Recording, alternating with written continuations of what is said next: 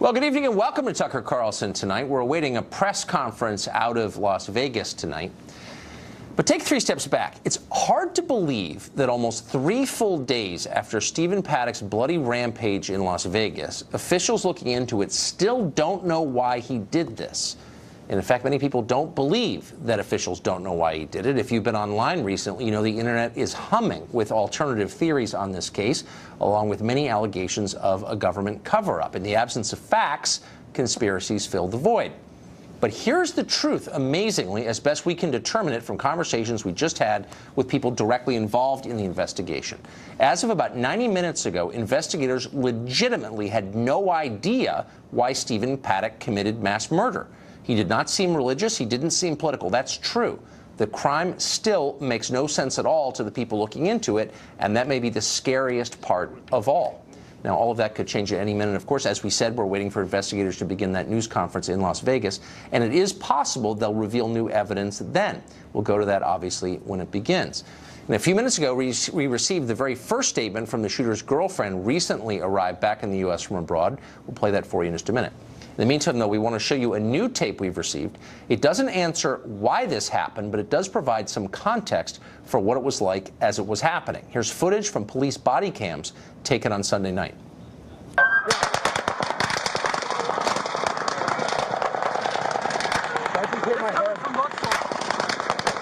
go that way, go that way, go that way.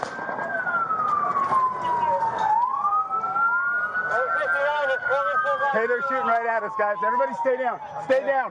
Where's it at? That news conference just started in Las Vegas. Here it is. One of many press conferences we have provided in order to provide the public information that is occurring. And then, so the sequence of these events tonight, I will provide you some, can we get some help back there? I will provide you a sequence of some updates of the investigation as we have moved forward since the last time we spoke to you. Any specifics or continuance of any global investigative leads that you need to be aware of. Special Agent Aaron Rouse will provide those that information associated with that. Okay? And then subsequently, I will return to the podium, assist with some Q&A, and then Commissioner Sisolak is available if you have any questions of the Commissioner. And then obviously we have Senator Dean Heller who wish to address the audience also. So, President Trump. I think he was in town today. Yes, he was in town. And the reason why I bring up President Trump is nothing to do, in fact, with President Trump, but to do with the police department. There was some concern because of his visit that investigations associated with this case would be delayed or hindered. And I'm here to assure you none of that occurred. There was a separation of personnel associated with first responders of the Harvest Festival event that took the opportunity to meet with Mr. Trump, and he had the opportunity to congratulate them for their heroic acts. The investigators are directly related to this investigation, both on my department and the FBI, were not part of that. So I want everybody assured there was no hindrance in continuance of the investigation. Return of property. There's a lot of questions going on with that. And I wish I could provide you answers with that. We will try to post on lbmpd.com as soon as we can advise victims when they can receive their personal property. We are still evaluating the crime scene. Until that completes, the property phase will not occur. So the best of my understanding of where we're at, we're looking at 4 to 5 days. So I know that sounds troublesome, but it's important that we dot the I's and cross the T's as far as the evidentiary and possible prosecution in the future. Injuries. Injury number that we are using today, 489. Of that 489, 317 have been discharged from the hospital. So the question is, Sheriff, you provided several different numbers associated with that, all the way up to 527. Now you got to imagine we're dispersed across several hospitals. We're relying on internal communication of the hospitals to provide us accurate numbers. So that's ever changing. And additionally, hospitals receive patients outside of this event. So quite often, or hopefully not quite often, but often, some of those patients were double counted or they were misconstrued as event injuries versus other injuries such as car accidents. So today I'm comfortable in saying the injured number is 489. Deaths still remain at 59. I had told you 59 before, plus one being the suspect. That changed. Today it's 58, plus one, the suspect, 59. And it was the same reason that occurred before, as I explained. So hope you understand that. Nobody wants that number to go up, and by the grace of God, it went down. That's a good thing. So today I'll provide you some updates on our investigation of the mass shooting Sunday night at Route 91. More than 100 investigators have spent the last 72 hours combing through the life of 64-year-old Stephen Paddock to produce a profile of someone I will call disturbed and dangerous. What we know is Stephen Paddock is a man who spent decades acquiring weapons and ammo and living a secret life, much of which will never be fully understood. He meticulously planned on the worst domestic attack in United States history. As many of you already reported, Paddock rented a room at the Ogden Hotel in downtown Las Vegas. This has been confirmed. Okay? Reasons that ran through Paddock's mind is unknown, but it was directly during the same time as Life is Beautiful. We have recovered evidence from that location. We don't know if it is evidence, but we have recovered items and video evidence. And I don't want to, you know what, I'm using the wrong term. Evidence is not the term. We have recovered video from there to review Mr. Paddock's actions while he was there. Now, it's important for you to understand, this was not, the rooms were not rented by the Ogden. It was done through Airbnb by a private owner unknown to the Ogden. So we have very great cooperation from the owners of Life is Beautiful and the Ogden, and they're in full cooperation.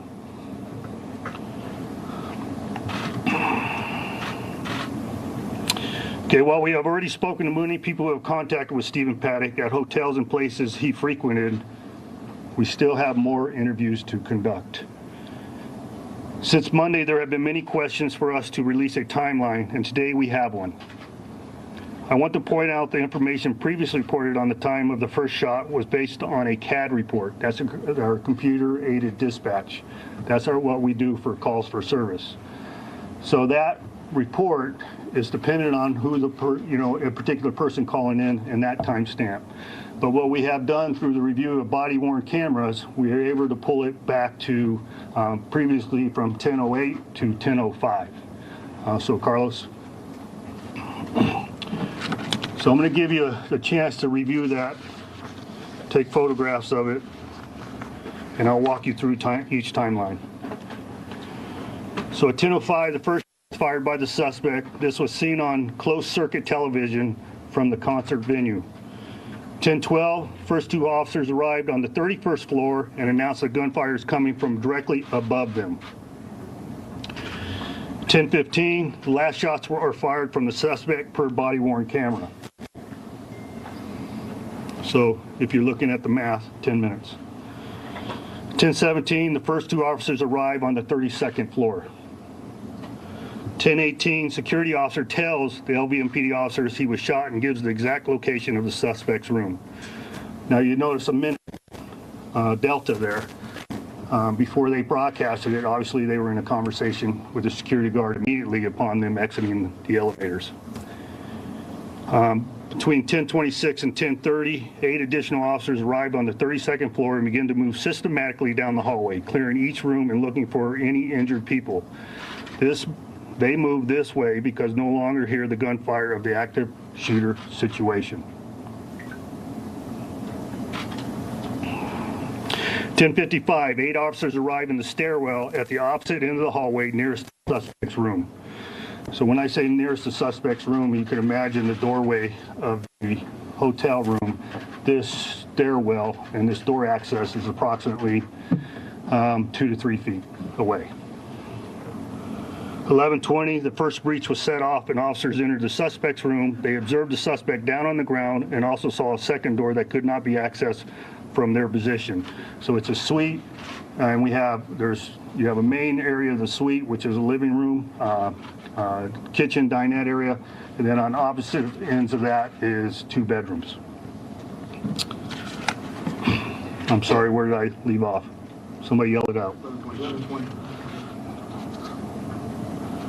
Okay, so if you do the math on that, all the way up to 11:20 from 10:05, we're looking at 75 minutes. So the young lady here in the front with the red phone, you had mentioned 72 minutes, so now you see where those minutes came from. Okay? At 11:27, the second breach was set off, allowing officers to access the second room, and no one else was located within the hotel room. Okay, these are following extenuating circumstances as to why it may appeared that there was some delay or undue delay in reaching the suspects. Okay, the officers in the first strike team reached this 32nd floor within 12 minutes, which is phenomenal, of the first shot being fired.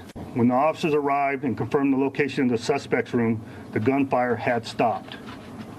In accordance with their training, the officers received a master key card from the injured security guard and began to systematically clear each hotel room. So imagine the elevator bank in the center, 150 feet down on a triplex hotel was the suspect's room. So there's several rooms along the way. Because of no firing was occurring, they could not hear additional firing. They believed it was important to evacuate in case the suspect was barricaded.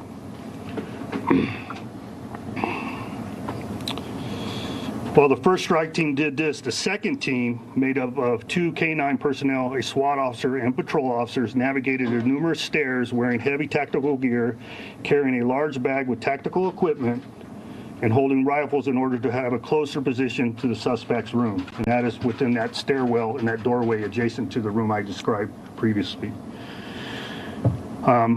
They attempted to secure the front doorway of the suspect's room, but as they entered into the hallway, they could see the room service card, and readily apparent on the room service card were cameras. So they pulled back and they waited for the approach of a full SWAT team. And keep in mind, this delay was not undue, it was purposeful, and no shots were being heard by the suspect at this point. Eventually a plan was formulated, entry was made, suspect was seen laying on the ground. They encountered a closed bedroom door which was locked, and they breached that door additionally and found no other suspect. Another investigative issue was cameras. Questions was presented about cameras and whether they were recording. We determined none of the cameras were recording. There was 2 cameras on the room service cart out in the hallway. There was one on the peephole of the front door, and additionally there was a baby monitor camera placed in the general family area of the hotel room. None of them were being recorded. One thing I left out was the initial approach, and they looked out in the hallway when they observed the cameras on the room service cart. It was obviously there was several rounds discharged through the door, and through the blast of the bullets through the door, you could actually see a weapon through those openings in the door, but no suspect was seen. Now those rounds were the strafing rounds that he put through the door in order to shoot at the security guard.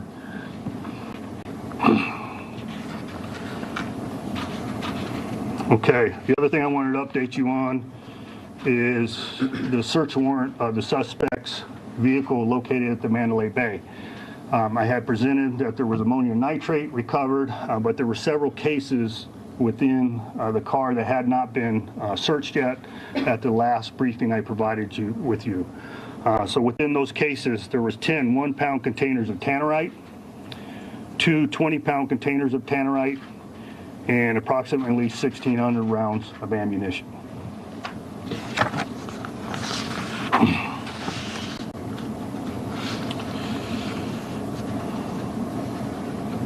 So Carlos, can you put up the numbers?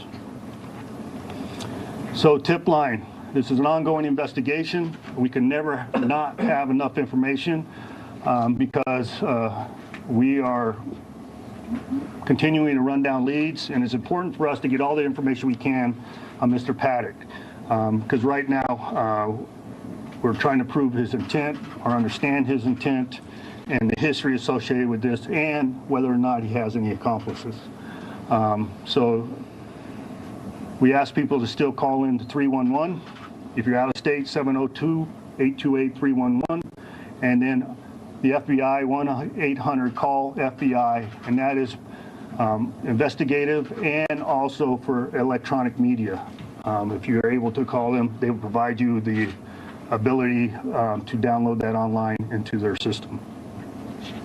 So at this point, I will provide you Special Agent in Charge, Aaron Rouse, and he will walk you through some of the investigative steps we have accomplished jointly and where we're at in that total investigation. Subsequent to that, I will come back to this podium for any Q&A, and then we will have Commissioner Sisolak and Senator Dean Heller make comment. Thank you. Thank you, Sheriff.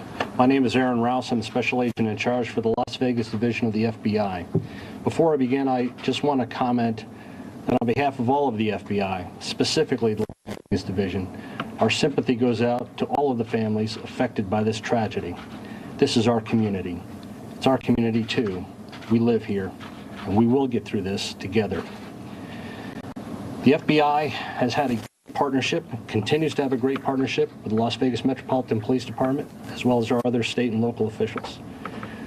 To say that this investigation will take a while is not surprising. So there's a lot of information that's going to change over time as we determine more facts. But this is what I can tell you. Our resolve is firm. We will get to the bottom of this, no matter how long it takes. The FBI has deployed over 100 personnel from across the nation to assist the Las Vegas Division in this investigation. This includes victim witness assistants, EAP counselors, evidence technicians, and technical assets, not to mention additional agents to help cover leads. The information that the public provides us is going to help us solve this, but we must focus on facts. We cannot give in to conjecture, and we cannot respond to every little Twitter feed that may indicate a theory. We need to focus on the facts. You need us to be right. You expect us to be right, and we want to be right. There's going to be questions, I'm sure you're going to have questions, about some people that we've been talking to, maybe people outside of the United States. The fundamental trust of the American people in the FBI is based upon our discretion. And how good would that discretion be if we were to provide information that they provided to us in confidence? This is about informing on an investigation. This is about resolving an investigation. So specifics regarding any individual contact cannot be answered. You need us, you trust us, and the way we have that trust is by using good discretion about what we share. Additionally, we have multiple leads all across the United States and all across the world to our legal attachés, determining the whereabouts and the travel patterns of all the people involved in this investigation. And that list grows. A lot of those leads will go absolutely nowhere, but we have to follow them, and that's going to take some time. Patience is going to be required of all of us. I know we have the patience of this police department because we have great partnership, and we're all interested in the same thing, resolving this issue fairly and factually. With that, I'll turn it back over to Sheriff Lombardo. Okay, happy to answer questions, and please provide some decorum. Sheriff? Yes, sir. We know that you've had an opportunity in the FBI to speak to Mary Lou Danley. We know that you Deputy Director Andrew McCabe, we know you've had access to his computers, his cell phones, and so forth. And while you're not yet able to tell us exactly, if specifically what you found, let me ask a general question. Okay. Through all of that information that you've so far arrived at, is there anything that gives you a sense as to what was going on with this man, what the motive might be? Without saying what it is, are you seeing anything that gives you a direction or any kind of an answer to that question? Globally, no. I'm sorry to report no, me personally, but I'm not privy to the subsequent interviews that were conducted today. The FBI is not ready to disclose for public consumption what occurred in those interviews as of yet. So, sorry for that answer. Yes, sir. Sheriff, Ms. Stanley said to her attorney that during the course of her time with the suspect, that she never saw or heard anything that suggested that he would carry out an act like this. You also said that you were looking for other people associated with him. We had some information specifically that there was a woman that you're looking for to talk to that may have been associated with the suspect. Is that true? You also said in your comments... Are you going to give me a chance to answer? Can you start from the beginning? Sorry. Okay. It's a question about Ms. Stanley and her comments to the lawyer that she had no idea what was going on. Well, I think any person put in her situation would probably answer the same way. But like I said, we're not privy to the investigative leads that were obtained today. Mr. Rouse could probably give you some better clarification to that. I haven't been briefed by the FBI on that interview as of yet. What was the other question, sir? You said that you are still trying to figure out whether he had any accomplices. Right. Yeah, we're obviously going through that. It's troublesome that this individual was able to move this amount of gear into a hotel room unassisted. It's troublesome for the amount of stuff that he had at both residences unassisted. So there's people that know this individual. There's people that could help us understand this individual. Because, interesting enough, I read a periodical earlier today, and it was from an FBI profiler that didn't understand this individual. Usually there's a telltale sign associated with these type of actions, reclusive, a plethora of things associated with this mindset, and we have not found that yet. So what could be more beneficial than if I find people that are associated with him either by friendship or accomplice, and for us to determine that. Thank you. Sheriff. Yes, sir. Two questions, Sheriff. First, you mentioned in your comments he had a secret life. What do you mean by that? Well, most of us, not most of us, I don't live through social media, okay? There's a lot of us that live through social media in today's world. There's a lot of people that are interactive in the public. There's a lot of people that have workmates. This individual is retired. We found out that he has some real estate investments. Relationship-wise, it's very hard to determine what has occurred in his life in the last decade or so. We do know that he has a ex-wife. She didn't lead us to any knowledge. We know that everybody knows we talked to his brother. No knowledge was obtained. So anything that would indicate this individual's trigger point and that would cause him to do such harm, we haven't understood it yet. And I think it's important for us to get to there. And you have to be patient with us, because this premeditation of this room, this is well thought out. So don't you think the concealment of his history or his life was well thought out? And it's incumbent upon us as professionals to figure that out. And then besides what he did, that horrific act, are there any other signs of a mental breakdown? I'm not aware of. I personally have not been briefed on some of his personal background. I'm leaving that to the experts, and I haven't been updated on that yet.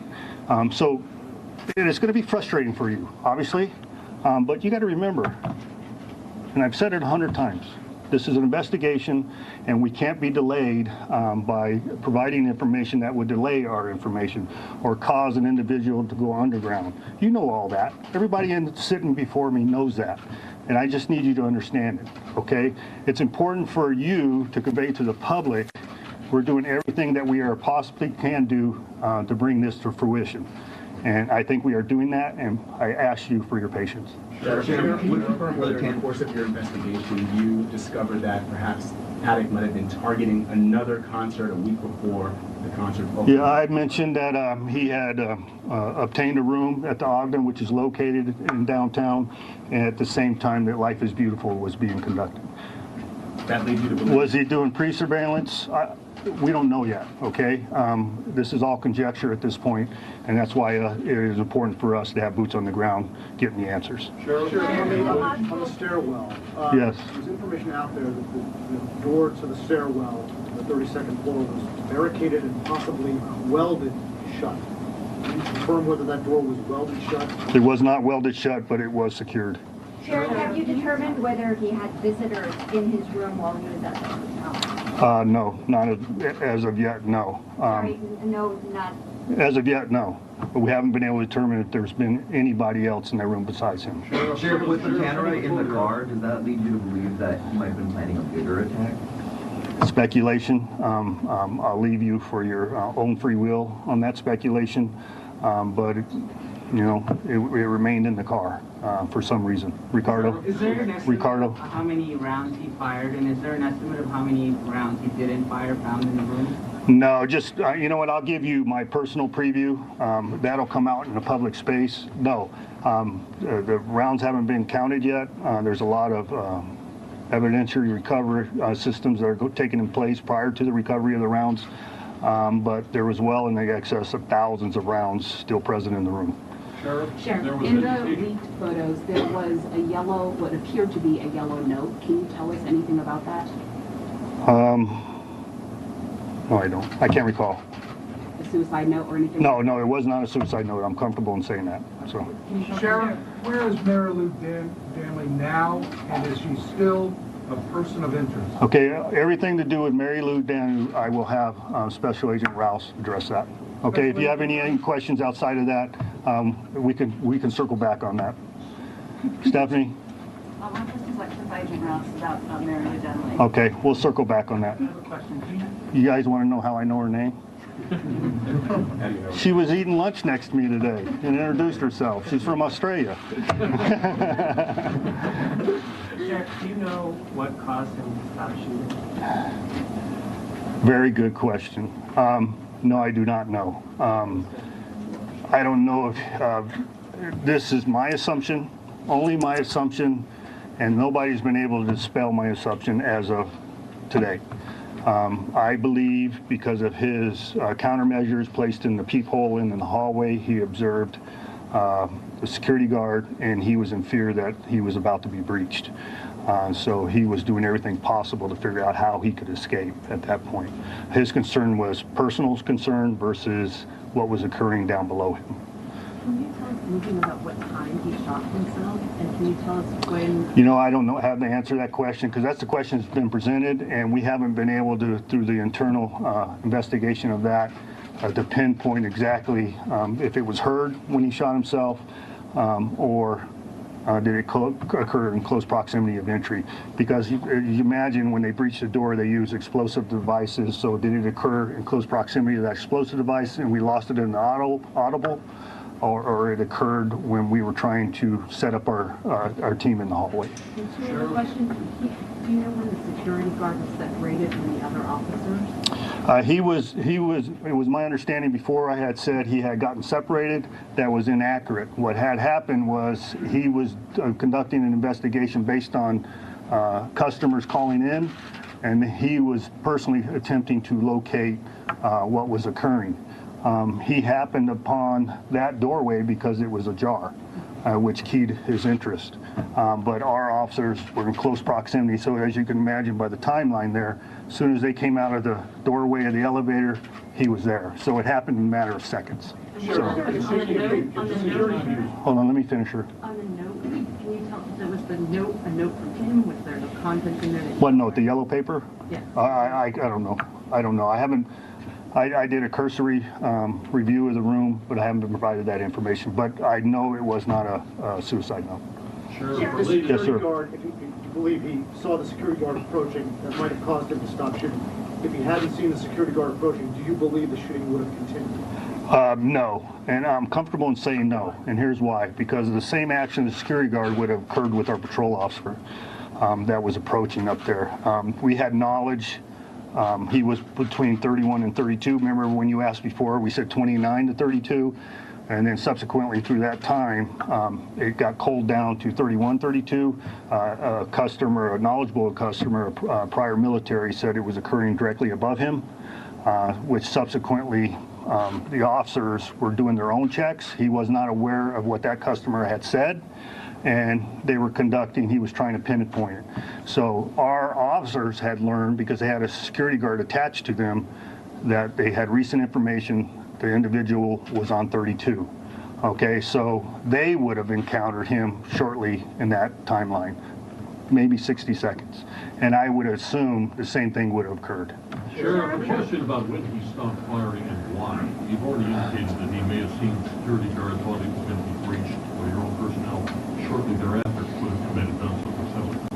Based on the assessment of the weapons that were there, that he was using and had access to, were any of these weapons jammed or inoperable, or could he have continued firing without any problem if he had not seen, possibly, in the cameras that were there, what was coming his way? He could have continued firing. Some of them were jammed, but he could have continued firing. Go back, wait a minute. You said some were jammed. Yes. How many? I don't know the number, but some, but he had plenty of firepower available. Do we have any idea, again, If you recall, there was 23 weapons recovered. So, jammed and then others within reach? Yes. Yes. One last question on the weapons that he was using, and I don't know whether ATF is prepared to talk about this or not. This guy had a 300-foot high ground and about 500 to 800 yard kill zone. How many of those weapons that he was using and firing had advanced optics on it, either hunting scopes or ACOGs or anything else like that? Was that just from my visual preview of the crime scene, I saw at least 3 scopes. Most of them didn't have scopes. hunting style scopes or advanced collaborated on optical gun sights? No, from what I know of firearms, they appear to be hunting scopes, not marksmanship scopes. So. Sheriff, was the security guard armed, and can you talk about his bravery? I don't know if he was armed. I don't know the security profile at the Mandalay Bay. I know quite often some security officers are armed, some aren't. Some supervisors, not regular security. I don't know the profile at the Mandalay Bay personally, so I don't know if he was armed. But his bravery was amazing because he remained with our officers, provided them the key pass to access the door, and actually continued to help them clear rooms until our officer demanded that he go seek medical attention. While injured? Yes. Sheriff, can you just...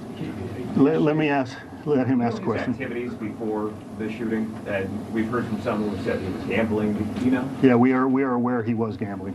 For hours? I don't know timeline, but we are aware he was gambling. Sheriff, the ATF Agent Snyder, confirmed to CBS. So reference, let me provide some clarification because it'll answer one of the other questions on accomplice. When we did see he was gambling, we did not see another individual that appeared to be a companion. So, I don't recall, ma'am. Sheriff, Agent Snyder confirmed to CBS News that Paddock bought weapons from October of 2016. He bought some 33 rifles. Are you looking into the possibility that there may have been some kind of a mental issue, something that happened in October of 2016 that compelled him to purchase those weapons? Yes. You are? Yes. What have you uncovered? I don't have the information. I wish I could provide you, I don't have it. But we are looking, because we keyed on that too, sir. You suggested that after he saw the security guard that his concern became himself. Did you see any evidence that he planned to survive this or try to escape? Yes. Can you tell us what that is? What's that? I can't tell you. So just to clarify, was it the security guard or the officers coming up who positively identified his location? And I'm sorry, start over. The security guard or your officers arriving that positively identified the gunman's location first? It was a security guard. The officer had knowledge that it was occurring on the 32nd floor. They assumed that it was at the end of the hallway because the person that had called in said it was occurring directly above him.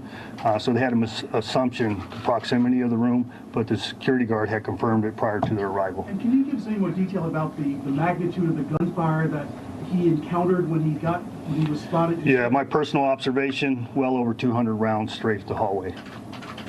Sheriff, you commented that... So it's amazing that security guard didn't sustain additional injury.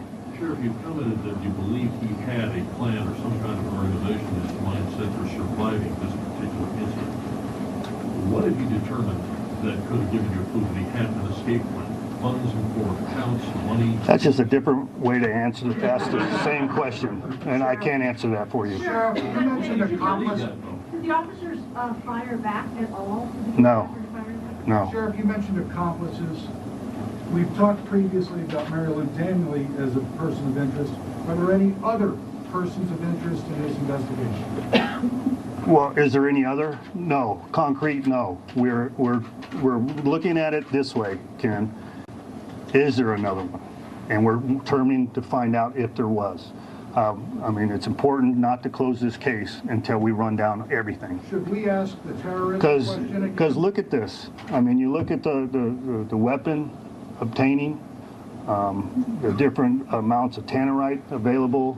Do you think this was all accomplished on his own? Self-value, face value.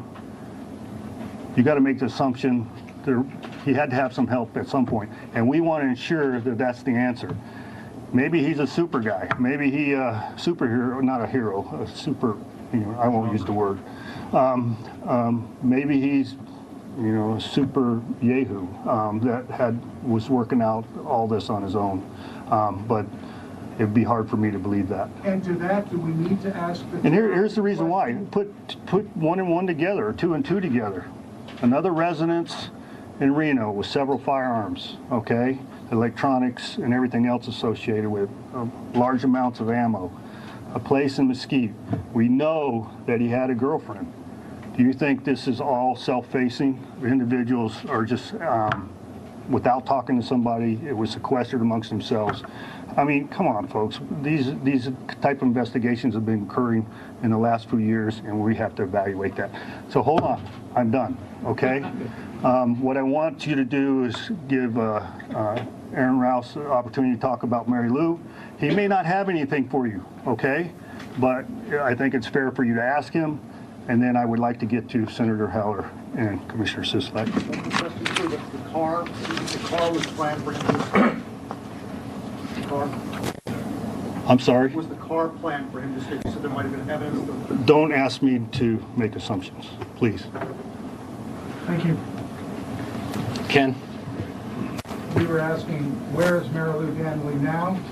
And is she still a person of interest in this investigation? As I mentioned in my comments, you know, people rely on us for our discretion.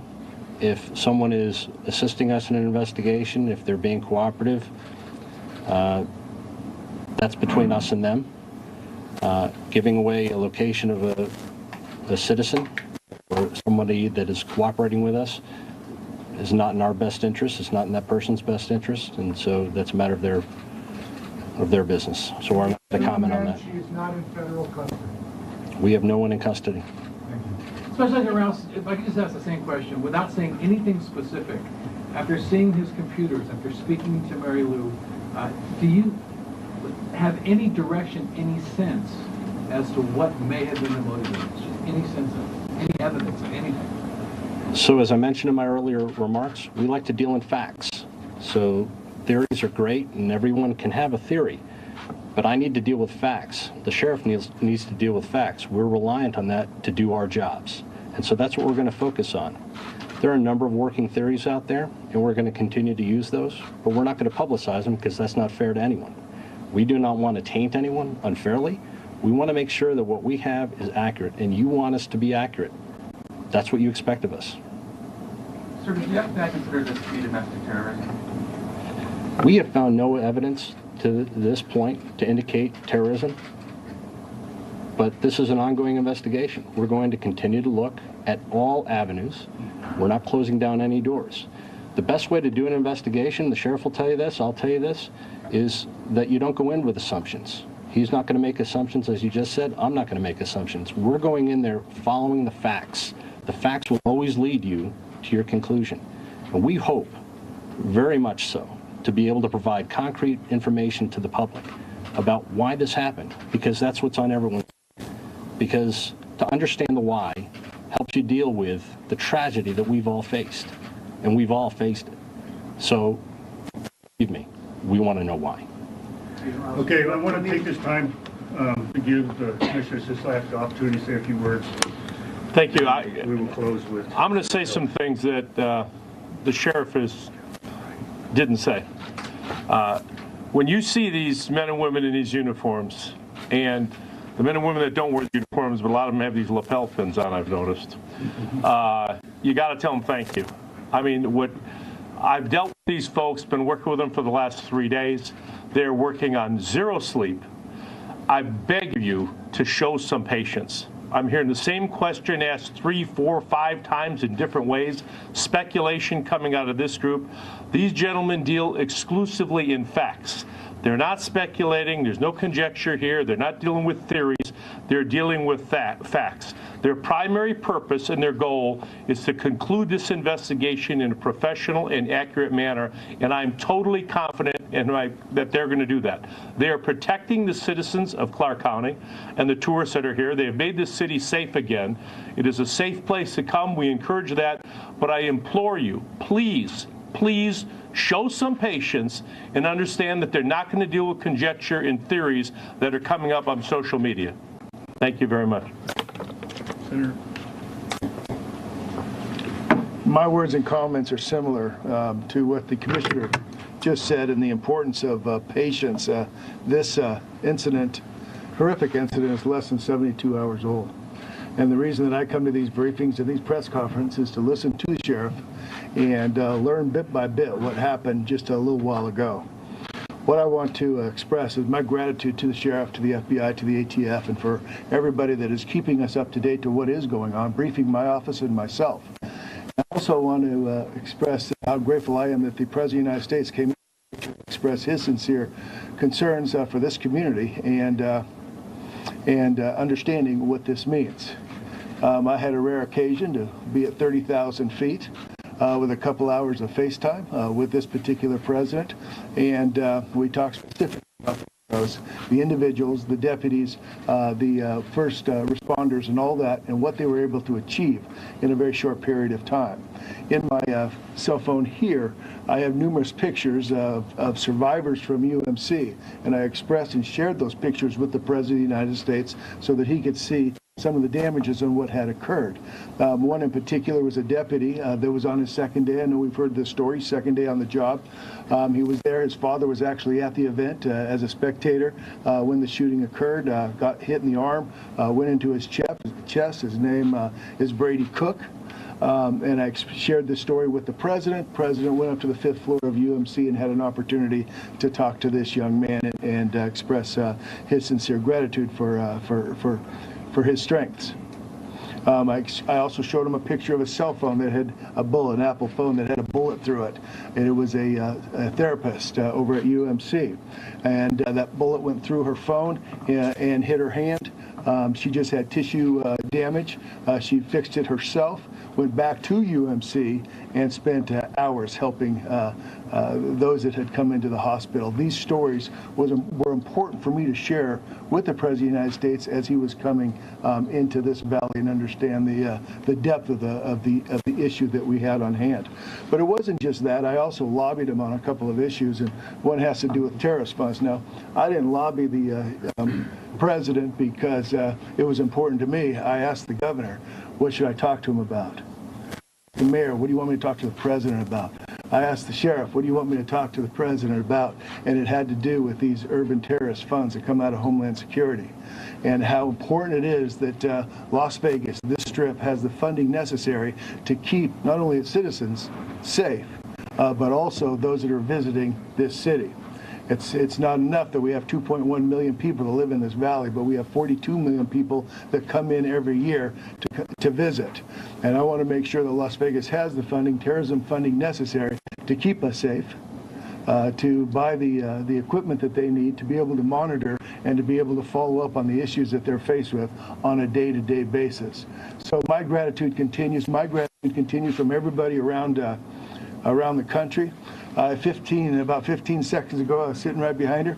A cab driver that I used in New York City just sent me a text. We became friends on a ride, but his message was, Senator, myself, my family, and all my drivers want to express our condolences to those touched by the recent weekend shootings. All our best. A cab driver from New York concerned about Las Vegas Valley. So I am grateful for all my colleagues back in Washington, D.C., grateful for the sheriff, the FBI, the ATF, all the work that's being done. The healing has begun, but it's been less than 72 hours. We have a long way to go. Thank you very much for being here today. All right, that will conclude today's press conference. So as a matter of moving forward, I can't give you a definitive... So with about a 40-minute press conference out of Las Vegas, local police, the FBI, some politicians getting before the microphone there. Fox News' Trace Gallagher has been in Las Vegas since the beginning of all this and joins us with an update. Hey, Trace. Just a 40-minute astounding news conference, Tucker. I mean, amazing. The sheriff came out and first said, confirmed something we had brought up a couple of nights ago, that he did, in fact, rent a room at the Ogden Hotel in downtown Las Vegas, and it was overlooking the concert venue of Life is Beautiful. That was the week before the Route 91 concert. And then he goes on to say, on top of the ammonium nitrate that was found inside his car in the valet over here at Mandalay Bay, they also found some 50 pounds of tannerite. We talked to some experts around here. They say 50 pounds of tannerite, which can be exploded with a high-powered rifle, is enough to take off a healthy chunk of the hotel. It's unclear exactly what his motives were. We talked about pre-surveillance with the sheriff. He said he simply does not know. The subject came up about the girlfriend, right? They talked about Mary Lou Danley and what her impact was today on the FBI. She was in there for 5.5 hours. They gave us very little information, saying they're not going to tell anybody about where she is, if she's staying in Los Angeles, because they don't want to ruin her confidence. Apparently, she is cooperating. But her lawyer came out after 5.5 hours at the FBI. He came out and he gave a statement saying that she, one, was cooperating. Two, she knows nothing about the attack. Three, that she grieves for the victims and the family. And she says that Stephen Paddock was a kind and gentle man. And she did acknowledge that he actually sent her $100,000. And here's her reasoning. Watch. While there, he wired me money, which he said was for me to buy a house for me and my family. I was grateful, but honestly, I was worried that first, the unexpected trip home and then the money was a way of breaking up with me. It never occurred to me in any way whatsoever that he was planning violence against anyone. One thing that has not been addressed, Tucker, is the fact that nobody has asked her, we know of, or we don't know how the phrasing was of whether or not she knew that there were an arsenal of weapons inside the two homes that she lived with him in. We're talking about 47 guns, explosives, and suitcases of ammunition. We still don't know if that's been addressed with her and if she knew anything about that, Tucker. There's an awful lot we don't know still, Trace. Kind of remarkable how much, actually. Thank you for keeping on top of all of that. Appreciate it. Yep. Joining us now, best-selling author Mark Stein, who's been following this as carefully as anybody. Mark, are you struck by how little we know about motive? I mean, we know a lot about the firearms and the tannerite and all the rest, the girlfriend, but why would someone who fits this profile or any profile do something like this? It doesn't seem like we know anything about that. No, and as you said at the top of the show, Tucker, that's why in the vacuum, various conspiracy theories are starting to arise. There are reports that the video found in the room points in a certain direction. The London papers are already reporting that piece of yellow paper in the room, if not a suicide note, has some significance in the case. And indeed, what was fascinating, I thought, about the sheriff's press conference is his choice of this phrase, quote, secret life, unquote, which is not quite the same as saying things that there are lots of things we don't know. Right. He seems to be suggesting that there is this life that this guy was leading that is different from his life as a retired accountant and professional gambler. As I think you noted a day or two ago too, Tucker, it's actually very unusual in this day and age for a man to have as blank a profile on the internet as this guy has. If he were, for example, a CIA or MI6 MI6 agent, they would plant the rudiments of a social media profile out there on the internet, just so that it didn't look weirdly blank, whereas this guy's profile looks weirdly blank.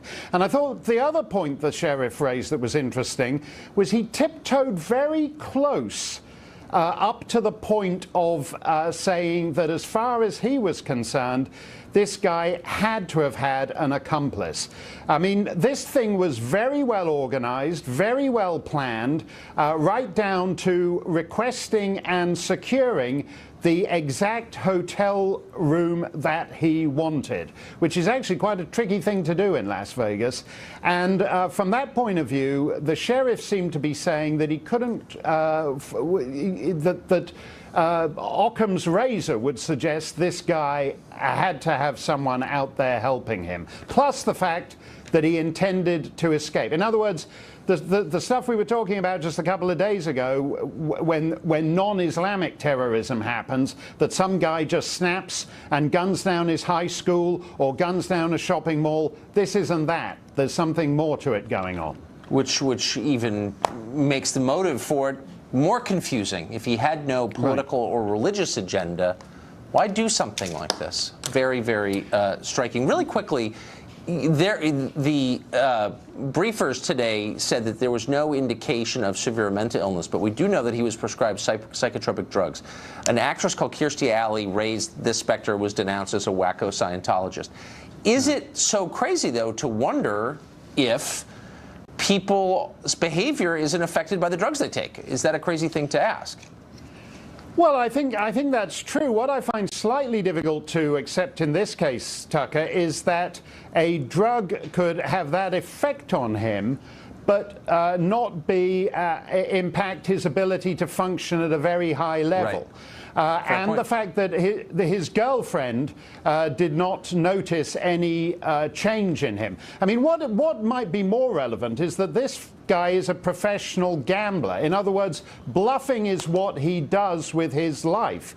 And there have been reports out there that various doctors and so forth have conducted that compulsive gamblers, in that sense, are expert at concealment and covering up and all the rest of it.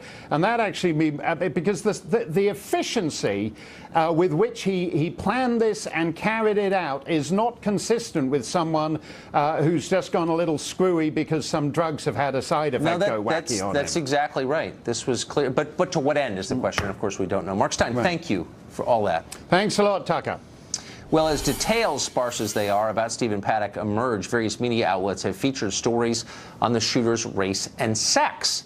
CNN ran a story today entitled, quote, "How America Has Accepted the Rage of White Men." Salon.com ran a story entitled "America's White Man Problem," after Las Vegas, a familiar script unfolds. Vox, meanwhile, ran a story called "White American Men, a Bigger Domestic Terror Threat Than Muslim Foreigners." Now, not one of those outlets, of course, would ever publish an analogous piece applying to any other race, obviously. And yet some Arab Americans say the media goes too easy on white men after shootings like this. Amr Zar is a law professor. He thinks that. He joins us tonight. Amr Zar, thanks for coming on. So, thanks a lot. Thanks for having me. It's not obvious to me why there's a racial component in this. I've followed it as closely as most news consumers, and I don't see that the guy's race is relevant to anything. So why is it central to your analysis of this? Well, it's central to the coverage, right? So if we look back at how Orlando was covered immediately, without any investigation to him, he had a motive simply because he was a Muslim. We find out later that it was much more complicated, that he had identity issues and all these other things. But the media jumps out right away, right, and gives usually white shooters the privilege of acting as an individual, as not acting on behalf of a race or a group. That doesn't happen to any other people, especially Muslims or Arabs. I mean, we even had a 14-year-old... Can I just say one thing, though? Two things, actually. It wasn't that complicated in Orlando. He didn't have sexual identity issues. We actually kind of know that after months of looking at it. He called 911 and said, "I'm doing this on behalf of my religion." It's not about his race, it's about his religion. There are Muslims from all over the world who don't look alike, share the same race, as you know. And so it's not a racial issue to say that an ideology inspires people to do certain things. That's not racial, right? Yeah, but the media No, you're not right. Because what happens is people who are not white, especially if they're Arab or Muslim, automatically have a motivation. I'm not talking about what happens after months of investigation. I'm talking about what happens in the first 24 to 48 hours when the media covers something. I mean, even a 14-year-old kid in Texas who brought a clock to school somehow had a motivation, right? And he was arrested and questioned without his parents. And a guy in Las Vegas with 42 guns, and they're searching for a motivation instead of assuming that he has any. The double standard is glaring. It happens all the time in the media, and especially to Arab and Muslim Americans. Right, Arab and Muslim Americans. But I mean, let's be totally honest. Since September 2001, it wasn't that long ago, 89% of all deaths in mass killings have been caused by Muslims. It's not an indictment of all Muslims. That's that number. Oh, whoa, no, that's not true. What we do know is that federal statistics tell us that 63% of mass shootings in America are committed by white men. But we shouldn't indict white culture for that. What I'm saying is let's do away with the word terrorism altogether. It's not, and I agree with you that terrorism is a loaded term. And I'd be happy to get rid of it. It's an ethnic slur. It's become nothing more than a racial slur. But hold on, that's silly. Muslims make up about 1% of the American population.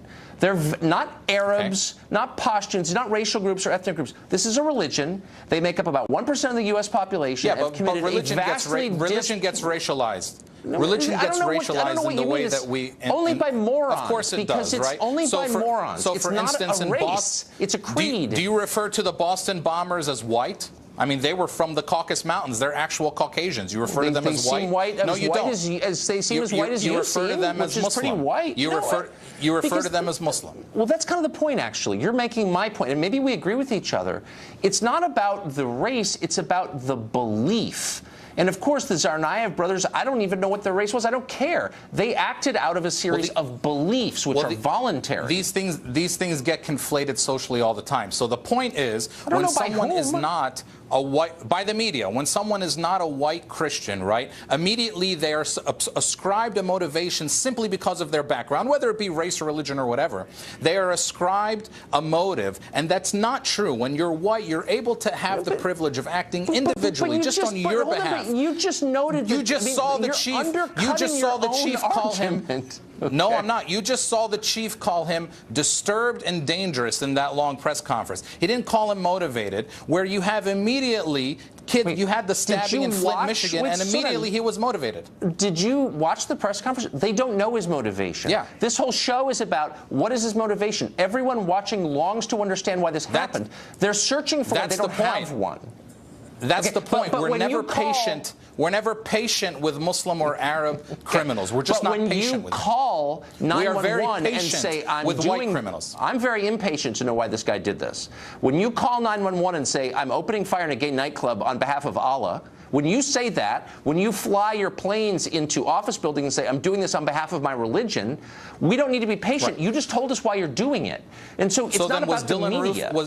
Was Dylan Roof a terrorist to you? Was the shooter at Planned Parenthood in Colorado a terrorist to you? They told us clearly why they did what they did. Was he a terrorist? But the media simply did not label them terrorists. I don't know who you're talking about. That's the point. I mean, the term gets thrown around so willy-nilly, especially against Arab and Muslims. That's the point I'm trying to make. Hey, let's do away with the term altogether if we want. Then I'm totally happy to do that. I'm really bothered by the intellectual laziness you're displaying, conflating race and religion. Actually, they're not the same thing. You don't. If you don't want to understand the way people sometimes conflate race or religion or racialize a religion, then that's some other studying that you can do. People? The point that I'm making dumb is generalizations that aren't rooted in fact. The point that I'm making is that the media generally, all the time, will go out and say immediately that an Arab or Muslim shooter has a motivation simply based on his background. You haven't offered a single example, and I don't think you're a very effective advocate for your position, whatever it is. But I appreciate your coming on. All right, we're out of time, unfortunately, but as we've been saying for the last 2 days, and as was reconfirmed in the 40-minute press conference we took tonight, for all the detail we know about how this shooting took place on Sunday night, the weapons used, the ammunition, how many rounds, we still don't know the key question, which is why did a 64-year-old retired accountant spend a lot of time and a lot of money to murder an enormous number of strangers? That's not an academic question. We seek to know it, both because we seek to prevent it in the future and because to not know it is to be terrified, because it seems random. And of course, you want to impose some sense, some order on events like this. So as we find more details, we'll bring them to you immediately. That's it for us tonight. Tune in every night at 8. Sean Hannity is up live next.